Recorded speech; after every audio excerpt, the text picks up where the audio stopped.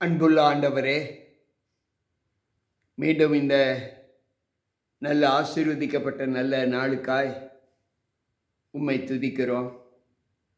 இந்த பரிசுத்த ஓய்வு நாளை காண்பதற்கு என் தேவன் எங்களுக்கு கொடுத்த கிருபைக்காய் ஸ்தோத்திரம் ஆண்டவரே. வந்திருக்கின்ற பிள்ளைகள் ஒவ்வொருவருக்குள்ளும் உம்முடைய கிருபை தங்கி இந்த நாளை நாங்கள் பரிசுத்தமாக ஆசரிக்க எங்களுக்கு பலத்தை தாரும். மீட்பர் இயேசு கிறிஸ்துவின் நாமத்தில் ஜெபிக்கிறேன் நல்ல பிதாவே, ஆமென். அன்பு பிள்ளைகளே, மீண்டும் கர்த்தருடைய வார்த்தைகளோடு நாம் இந்த நாளின் உதயத்தை காணும்படி நமக்கு கிருபை கொடுத்த தேவனுக்கு கோடான கோடி நன்றிகளை ஏறெடுத்து வந்திருக்கின்ற உங்களுக்கும் இந்த நாளின் காலையின் வாழ்த்துக்களை, ஓய்வு நாளின் வாழ்த்துக்களை உங்களுக்கு தெரிவித்துக் கொள்கிறேன். கர்த்தர் நம்மோடு இருப்பாராக. அன்பு கூறுவேன்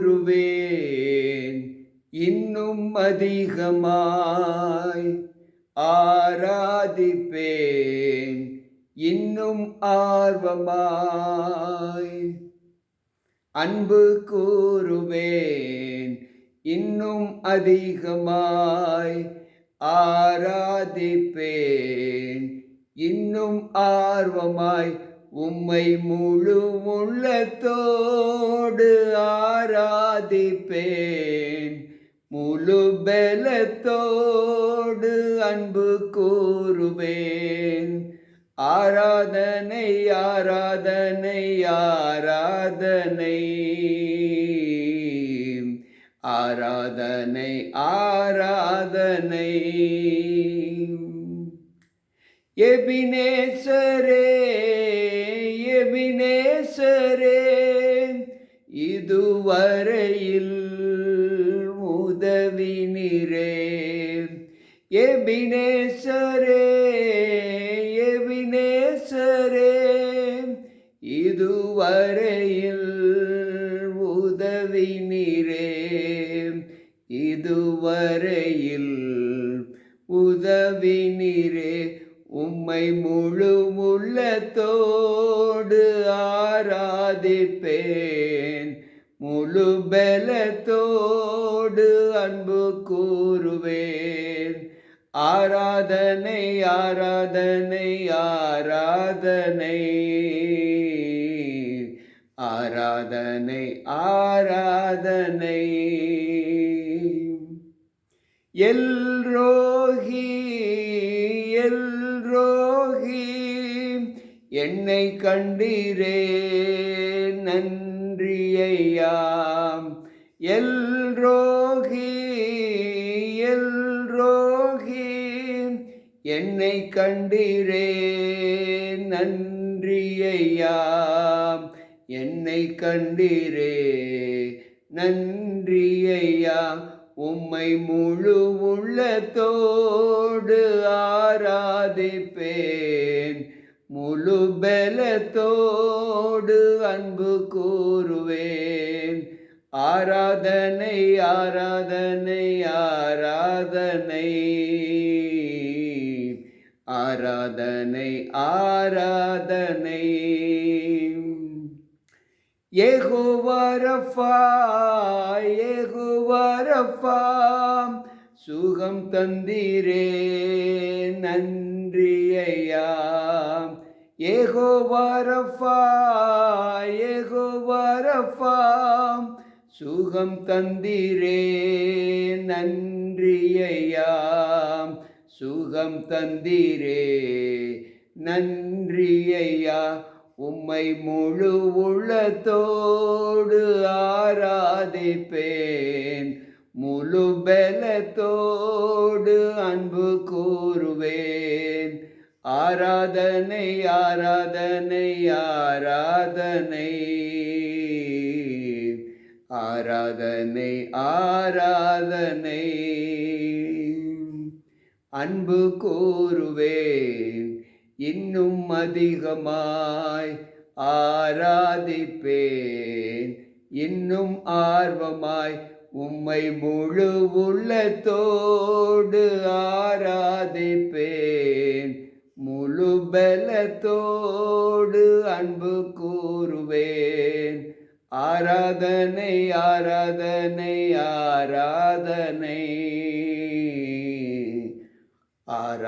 ஆராதனை ஆராதனை.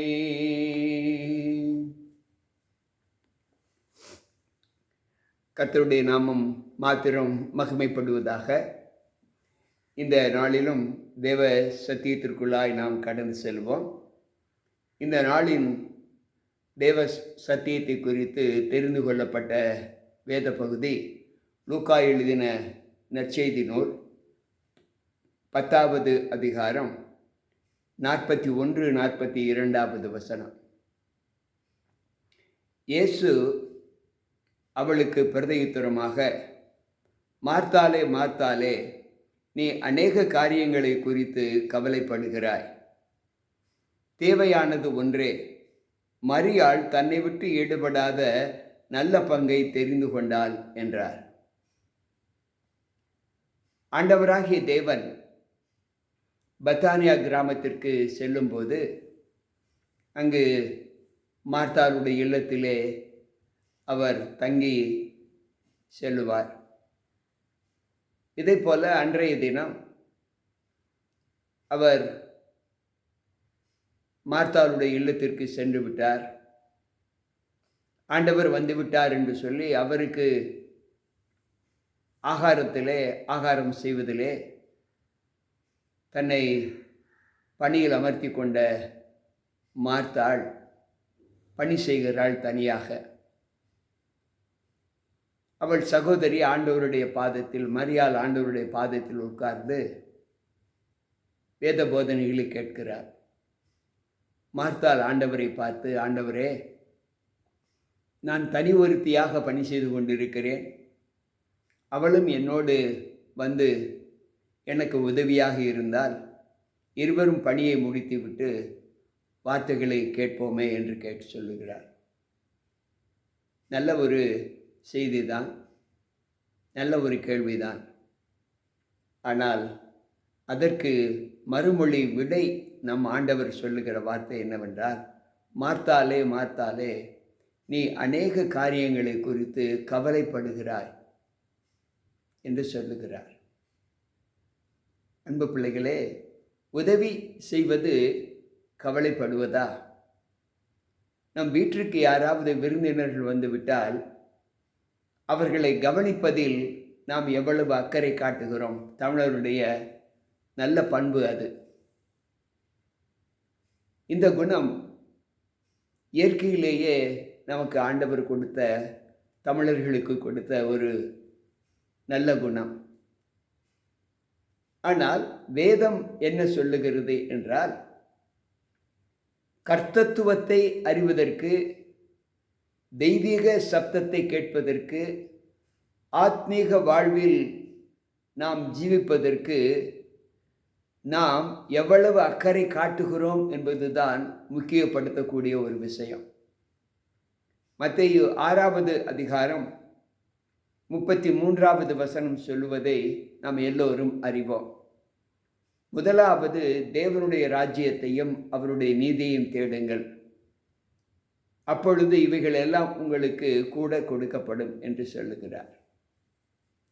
அன்பு பிள்ளைகளே, சற்று நாம் தேவ சத்தியங்களை தியானிக்கும் போது நமக்கு கொடுக்கப்பட்ட காலத்தின் நியமங்கள் எப்படி என்பதை நாம் சற்று யோசித்து பார்ப்போம்.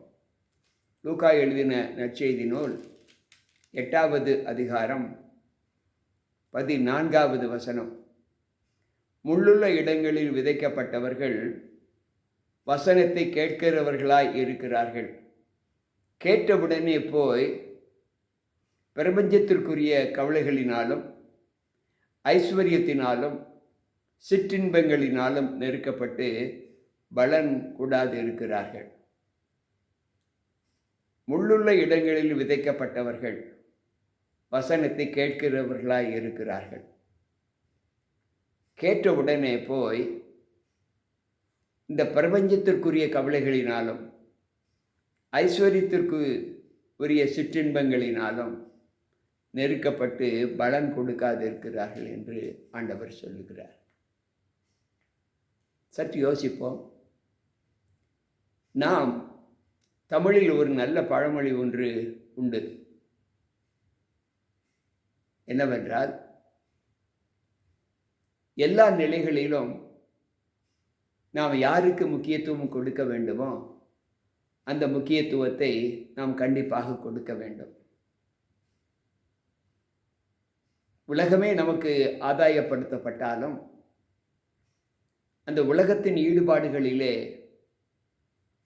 நாம் சிக்கி தவித்து நற்பலனை விட்டு விடுகிறோம். மார்க் 8:36 சொல்லுகிறது, ஒருவன் உலகம் முழுவதும் ஆதாயப்படுத்தி கொண்டாலும் தன் ஜீவனை நஷ்டப்படுத்தினால் அவனுக்கு லாபம் என்ன?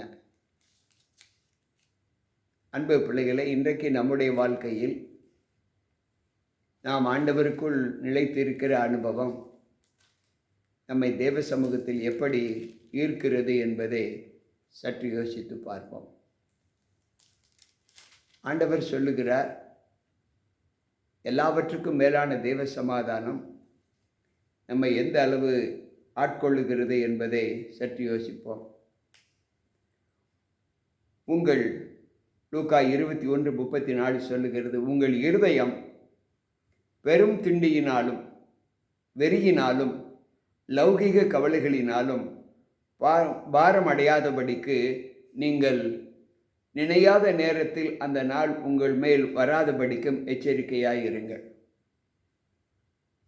ஆண்டவரை ஏற்றுக்கொண்ட, கிறிஸ்துவை ஏற்றுக்கொண்ட நாம் நம்முடைய இருதயத்தை பெரும் திண்டியினாலும் வெறியினாலும் லௌகிக கவலைகளினாலும் பாரமடையாதபடிக்கு நீங்கள் நினையாத நேரத்தில் அவர் வருவார் என்பதை அறிந்தும் அந்த வருகை உங்கள் மேல் வராதபடிக்கு எச்சரிக்கையாய் இருங்கள் என்று சொல்லுகிறார். இன்றைக்கு ஆண்டவரை ஏற்றிருக்கிற பிள்ளைகள் கூட பெரும் திண்டியினாலும் வெறியினாலும் லௌகிக கவலைகளினாலும் இன்றைக்கு நாம் வாழ்ந்து கொண்டு இருக்கிறோம் என்று ஆண்டவர் சொல்லுகிறார். ஆண்டவர் பாதி, உலகம் பாதி என்கின்ற நிலையில்தான் இன்றைக்கு வாழ்கிறோம் என்று ஆண்டவர் சொல்லுகிறார். கர்த்தர் தெய்வம் என்றால் கர்த்தரை தொழுது கொள்ளுங்கள், பாகால் தெய்வம் என்றால் பாகாலை தொழுது கொள்ளுங்கள் என்றுதான் ஆண்டவர் நமக்கு கட்டளையிடுகிறார். நீ அநேக காரியங்களை குறித்து கவலைப்படுகிறாய். இன்றைக்கு ஆண்டவரை ஏற்றிருக்கிற பிள்ளைகள் உலக கவலைகளை குறித்து, உலக பாடுகளை குறித்து, உலக இச்சைகளை குறித்து கவலைப்படுவதை நாம் பார்க்கிறோம். அன்பு பிள்ளைகளே, பவுல் பக்தன் சொல்லும்போது பிலிப்பியர் 4வது அதிகாரம் 6வது வசனத்தில் அவர் இப்படி சொல்லுகிறார், நீங்கள் ஒன்றுக்கும் கவலைப்படாமல் எல்லாவற்றையும் குறித்து உங்கள் விண்ணப்பங்களை ஸ்தோத்திரத்தோட கூடிய ஜெபத்தினாலும் வேண்டுதலினாலும் தேவனுக்கு தெரியப்படுத்துங்கள். நீங்கள் ஒன்றுக்கும் கவலைப்படாமல் எல்லாவற்றையும் குறித்து உங்கள் விண்ணப்பங்களை ஸ்தோத்திரத்தோட கூடிய ஜெபத்தினாலும் வேண்டுதலினாலும் தேவனுக்கு தெரியப்படுத்துங்கள். ஒன்றுக்கும் கவலைப்பட வேண்டாம். அன்பு பிள்ளைகளே, இன்றைக்கு பல கவலைகள் நமக்கு வருவதை நாம் பார்க்கிறோம். ஆண்டவர் சொல்லுகிறார், இதோ உலகத்தின் முறிவு பரியந்தம் நான் உங்களோடு கூட இருக்கிறேன். பின்பு ஏன் நாம் கவலைப்பட வேண்டும்? இஸ்ரவேலை காக்கிறவர் உறங்குவதும் இல்லை தூங்குவதும் இல்லை என்று சொல்லி இருக்கிறார். பின்பு ஏன் நாம் கவலைப்பட வேண்டும்? சஞ்சலமும் தவிப்பும் உன்னை விட்டு ஓடி போகும் என்று சொல்லுகிறார். பின்பு ஏன் கவலைப்பட வேண்டும்? நான் உன்னை தாங்குவேன், ஏந்துவேன், சுமப்பேன். நீ முதிர்வயதாகும் வரை அப்படி செய்து வந்தேன், இனிமேலும் நான் அப்படி செய்வேன் என்று சொல்லுகிறார். அன்பு பிள்ளைகளே, நீங்கள் கவலைப்பட வேண்டாம். நீங்கள் எல்லாவற்றையும் குறித்து ஸ்தோத்திரத்தோடு ஜெபத்தோடு உங்கள் விண்ணப்பங்களை தெரியப்படுத்துங்கள் என்று சொல்லுகிறார். அவர் உங்களை விசாரிக்கிறவரானபடியால் உங்கள் கவலைகளை எல்லாம் அவர் மீது வைத்து விடுங்கள். கிறிஸ்துவை ஏற்றுக்கொண்டதற்கு பின்பு ஆண்டவருக்குள் வாழ்கிறேன் என்று நான் சொல்லும்போது, ஆண்டவர்தான் எனக்கு எல்லாம் என்று நம்புகிற அந்த நம்பிக்கையை தவிர வேறு எந்த சிற்றின்பங்களுக்கும், வேறு எந்த உலக பாடுகளுக்கும், உலக ஜீவிதத்தின் இச்சைகளுக்கும் நாம் நம்மை ஒப்பு கொடுக்க கூடாது என்று இந்த வார்த்தை நமக்கு போதிக்கிறது. அன்பு பிள்ளைகளே, சற்று யோசிப்போம். பிரசங்கியின் புஸ்தகத்திலே ஞானி சொல்லுகிற வார்த்தை 6வது பிரசங்கி 6வது அதிகாரம் 11வது வசனத்திலே ஆண்டவர் சொல்லுவதை நாம் சற்று யோசித்து பார்த்தால், அவர் சொல்லுகிறார், பிரசங்கி 6:11, மாயையை பெருக பண்ணுகிற அநேக விஷயங்கள் உண்டாயிருக்கிறபடியால் அதனாலே மனுஷருக்கு பிரயோஜனம் என்ன? மாயை உண்டு பண்ணுகிற அநேக விஷயங்கள் மனுஷருக்குள் உண்டாயிருக்கிறபடியால் எண்ணத்தை உண்போம், எண்ணத்தை உழுப்போம் என்று கவலைப்படாதிருங்கள். ஆகாயத்து பறவைகளை கவனித்து பாருங்கள், அவைகள் விதைப்பதும் இல்லை, அறுப்பதும் இல்லை. அவைகளுக்கு போஷிக்கிற தேவன் உங்களுக்கு போஷியாமல் இருப்பாரா? நாம் எல்லோருமே தேவ சாயலாய் உருவாக்கப்பட்டவர்கள். அன்பானவர்களே, தேவன் நமக்குள் இருக்கிறார் என்ற ஒரு நம்பிக்கையை நாம் வளர்த்து கொள்ளவில்லை என்றால் நாம் ஆண்டவரை எப்படி உண்மையாக தொழுது கொள்ள முடியும்? அவர் மீது வைத்திருக்கிற அந்த நம்பிக்கையின் பிரதிபலன் நம்மை தேவ சமூகத்தில் எப்படி பலப்படுத்துகிறது என்பதை நாம் யோசிக்க வேண்டும். எனவேதான் ஆண்டவர் சொல்லுகிறார், மார்த்தாலே, நீ அநேக காரியங்களை குறித்து கவலைப்படுகிறாய், தேவையானது ஒன்றே என்று அவர் சொல்லுகிறார். மரியாள் தன்னை விட்டு ஈடுபடாத நல்ல பங்கை தெரிந்து கொண்டார். அன்பு பிள்ளைகளே, ஒரு குடும்பத்தில் கணவனோ மனைவியோ பிள்ளைகளோ ஆண்டவரை அண்டி ஜீவிக்கும்போது மற்றவர்கள் ஜீவிக்கவில்லை என்றால் அது யாருடைய தவறு என்பதை நாம் நன்கு உணர வேண்டும்.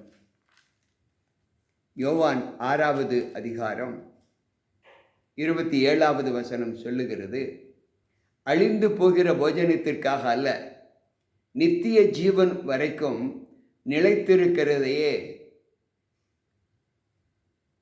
நிலைத்திருக்கிற போஜனத்திற்காகவே நாம் கவலைப்பட வேண்டும் என்று ஆண்டவர் சொல்லுகிறார். அழிந்து போகிற போஜனத்திற்காக அல்ல, நிலைத்திருக்கிற போஜனத்திற்காகவே கிரியை நடப்பியுங்கள். அதை மனுஷகுமாரன் உங்களுக்கு கொடுப்பார், அவரை பிதாவாகிய தேவன் முத்திரித்திருக்கிறார் என்றார். அழிந்து போகிற போஜனத்திற்காக அல்ல, அழியாத போஜனத்திற்காக நாம் நம்முடைய கிரியைகளை செலவழிக்க வேண்டும். அழியாத போஜனம் என்ன? ஆண்டவர் சொல்லுகிறார், நானே வானத்தில் இருந்து இறங்கின அப்பம். இந்த அப்பம் ஒரு நாளும் அழியாது, இந்த அப்பத்திற்கு ஒரு நாளும் அழிவு இல்லை. அப்படி என்றால் அந்த ஜீவனை கொடுக்கிற அந்த அப்பத்தை நாம் புசிக்க வேண்டும் என்று ஆண்டவர் சொல்லுகிறார். சற்று யோசித்து பார்ப்போம். ஒவ்வொரு நாளும் நம்முடைய வாழ்க்கையின் அனுகூலங்கள் நாம் ஆண்டவருக்குள் வாழ்கிற அந்த அனுபவத்திலே கடந்து செல்லும்போது நமக்கு எந்த அனுபவத்தை கொடுக்கிறது என்பதை யோசித்து பார்ப்போம். 27வது சங்கீதத்திலே நாம் 4வது வசனத்தை வாசிப்போம் என்றால் அங்கு ஆண்டவர் சொல்லுகிறார், கர்த்தரிடத்தில் ஒன்றை நான் கேட்டேன், அதையே நாடுவேன். நான் கர்த்தருடைய மகிமையை பார்க்கும்படியாகவும் அவருடைய ஆலயத்தில் ஆராய்ச்சி செய்யும்படியாகவும் நான் என் ஜீவனுள்ள நாளெல்லாம் கர்த்தருடைய ஆலயத்தை தங்கியிருப்பதையே நாடுவேன். அன்பு பிள்ளைகளே, ஆண்டவர் சொல்லுகிற வார்த்தை, கர்த்தருடைய சமூகத்தில் நான் ஒன்றை கேட்டேன்.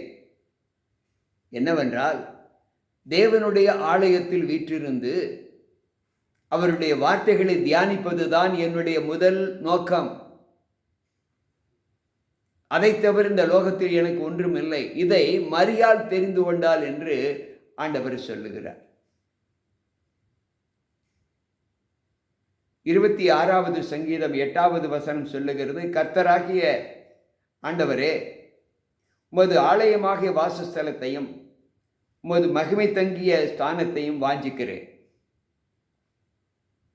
தேவனுடைய ஆலயத்திற்கு போவோம் வாருங்கள் என்று சொன்ன போது எவ்வளவு மனமகிழ்ச்சியாக இருந்தேன். இன்றைக்கு ஆண்டவரை ஏற்றுக்கொண்டிருக்கிற நீங்களும் நானும் ஆலயம் தொழுவது சாலவும் நன்று என்று நம்முடைய தமிழ் வார்த்தைகள் நம்மை சுத்தரிக்கிறது.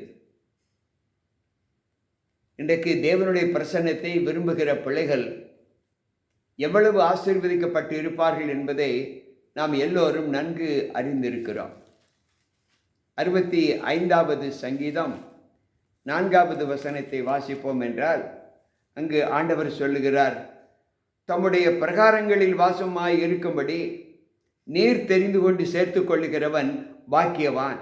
உம்முடைய பரிசுத்த ஆலயமாக உமது வீட்டிலே நன்மையால் திருப்தியாகும். உமது பிரகாரங்களில் வாசமாய் இருக்கும்படி நீர் தெரிந்து கொண்ட மக்கள் பாக்கியவான்கள். உம்முடைய பரிசுத்த ஸ்தலமாக உம்முடைய வீட்டில் நன்மையினாலே நாங்கள் திருப்தியாவோம் என்று பாடுகிறார். அன்பு பிள்ளைகளே, நமக்கு தேவையானது ஒன்றுதான்.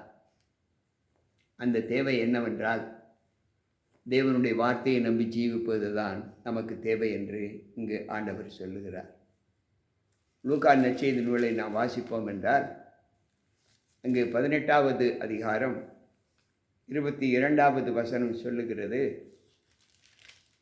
லூக்கா 18:22 சொல்லுகிறது, பின்பு அவர் சீசரை நோக்கி, மனுஷகுமாரனுடைய நாட்களில் ஒன்றை காண வேண்டும் என்று நீங்கள் ஆசைப்படும் காலம் வரும், ஆனாலும் அதை காண மாட்டீர்கள். நீங்கள் தேவனுடைய நாளை காண வேண்டும் என்று தான் இருக்கிறீர்கள். ஆனால் அதை காண வேண்டும் என்று நீங்கள் விரும்பினாலும் அந்த நாள் உங்களுடைய கண்களுக்கு தென்படாது, அதை நீங்கள் காண மாட்டீர்கள் என்று சொல்லுகிறார். ஏன்? ஏற்ற காலத்தில் நாம் தேவனை தேடாத பட்சத்தில் நமக்கு ஆபத்து வரும்போது நாம் எப்படி ஆண்டவரை தேட முடியும்? வேதம் சொல்லுகிற வார்த்தை, ஆபத்தில் என்னை கருத்தாய் தேடுவார்கள் என்று சொல்லுகிறார். எனக்கு பிரியமான தேவ பிள்ளைகளே, சற்று யோசிப்போம். அதைத்தான் நான் முன்பு உங்களுக்கு சொன்னேன். மார்க் 8:36 ஒருவன் உலகம் முழுவதும் தன்னை ஆதாயப்படுத்தி கொண்டாலும் தன் ஜீவன் நஷ்டப்படுத்தினால் அவனுக்கு லாபம் என்ன என்று சொல்லுகிறார். எனக்கு பிரியமான தேவ பிள்ளைகளே, யோசிப்போம். யோவான் 17வது அதிகாரம் 3வது வசனம் மிக தெளிவாக சொல்லுகிற ஒரு வசனம். இதை நாம் எல்லோரும் நன்கு அறிந்திருக்கிறோம், நன்கு படித்திருக்கிறோம். அந்த வசனம் சொல்லுகிறது, ஒன்றாகிய மெய் தேவனாகிய உம்மையும் நீர் அனுப்பினவராக இயேசு கிறிஸ்தையும் அறிவதே நித்திய ஜீவன். அன்பு பிள்ளைகளே, கேட்டுக்கொண்டிருக்கிற நம் அனைவருக்குள்ளும் நித்திய ஜீவன் இருக்க வேண்டுமென்று விரும்பினால் நாம் தேவையானது ஒன்றே. அது என்னவென்றால், ஆண்டவருடைய வார்த்தைகளை தேடுவது, ஆண்டவருடைய வார்த்தைகளுக்கென்று அதை தியானிப்பதற்கென்று அதன்படி நடப்பதற்கென்று நம்மை அர்ப்பணம் செய்வது. கர்த்தரை தேடுகிறவர்களுக்கோ ஒரு நன்மையும் குறைபடாது என்றுதான் ஆண்டவர் நமக்கு கற்றுக் கொடுக்கிறார். எனக்கு பிரியமான தேவ பிள்ளைகளை, இந்த பலத்தை, தேவ வார்த்தைகளை நாம் கேட்பதற்கு நம்ம எவ்வளவு ஆண்டவருக்குள் அர்ப்பணிக்கிறோமோ அந்த அர்ப்பணிப்பிலே நம்முடைய ஜீவன் தேவனுக்கு சாட்சியாக இருக்க வேண்டுமென்றால், நானும் என் வீட்டாருமோ கர்த்தரையே சேவிப்போம், நீயும் சேவிப்பாயா என்று யோசுவாவின் புஸ்தகத்திலே 24:15 வாசிக்கிறோம். நாம் நம்முடைய வீட்டார் அனைவரோடு கூட தேவனுடைய ராஜ்யத்திற்குள் செல்ல வேண்டும் என்று விரும்பினார். ஆண்டவர் சொல்லுகிறார், நம்மை விட்டு எடுபடாத நல்ல பங்கை நாம் தெரிந்து கொள்ள வேண்டும். அந்த பங்கு என்னவென்றால், தேவனுடைய ஜீவ வார்த்தைகளின்படி நடப்பது. கேட்டுக்கொண்டிருக்கிற அன்பு உடன் பிறப்புகளே, நீங்களும் அந்த பங்கினை பெற்றுக்கொள்வதற்கு ஆண்டவருடைய சமூகத்தில் வந்திருக்கிறோம். அந்த பங்கிலே நாம் பங்காளர்களாக இருக்க வேண்டுமென்றால் இன்றைக்கு நம்மை ஆண்டவருக்கு சப்ஸ்கிரைப் செய்வோம். ஆண்டவருடைய வார்த்தைகளை கேட்பதற்கு நம்மை பதிவு செய்வோம். நம்மை ஒரு பங்காளர்களாக மாற்றிக்கொள்வோம்.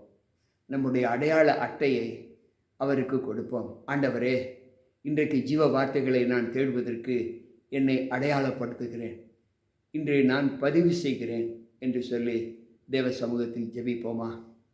அன்பு ஆண்டவரே, உம்முடைய வார்த்தைகளை கேட்கிற எங்களுக்குள் உம்முடைய தெய்வீக பிரசன்னம் இருப்பதற்காய் ஸ்தோத்திரம். இந்த நாளிலும் தேவையானது ஒன்றே, தன்னை விட்டு எங்களை விட்டு எடுபடாத நல்ல பங்கை நாங்கள் தேட வேண்டும் என்று உம்முடைய சமூகத்தில் வந்திருக்கிறோம். இந்த நாளில் நீர் எங்களோடு பேசின வார்த்தைகள் எங்களுடைய ஆத்மீக வளர்ச்சிக்கு ஏற்றதாக இருப்பதற்காய் ஸ்தோத்திரம். அதன்படி நடக்க எங்கள் ஒவ்வொருவரையும் பலப்படுத்தும், குடும்பமாக பலப்படுத்தும். மீட்பர் இயேசு கிறிஸ்துவின் நாமத்தில் ஜெபிக்கிறேன் நல்ல பிதாவே, ஆமென். அன்பு பிள்ளைகளே, கர்த்தருடைய வார்த்தைகளை கேட்ட உங்கள் அனைவருக்கும் ஆண்டவர் இயேசு கிறிஸ்துவின் நாமத்தின் வாழ்த்துக்களை தெரிவித்து, மீண்டும் இந்த வார்த்தைகள் நமக்கு நல்ல பலனை கொடுக்கும்படி தேவ சமூகத்தில் நாம் தொடர்வோம். கர்த்தர் நம்மோடு இருப்பாராக. மீண்டும் நாளை சந்திப்போம். உங்கள் போதகர் ஜி.கே. ராபர்ட்.